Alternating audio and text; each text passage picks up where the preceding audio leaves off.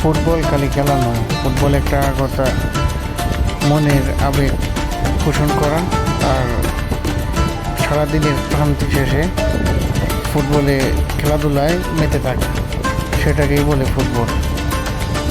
ফুটবলকে ভালোবাসবেন, ফুটবলকে সাপোর্ট দিবেন, এলাকার ছোট্ট ফুটবল দলগুলোকে বড় হওয়ার জন্য আহ্বান জানাবেন। লাইক সাবস্ক্রাইব যদি ভালো লাগে করে যাবেন। আসসালামু আলাইকুম রহমতুল্লাহি ওয়া বারাকাতুহু।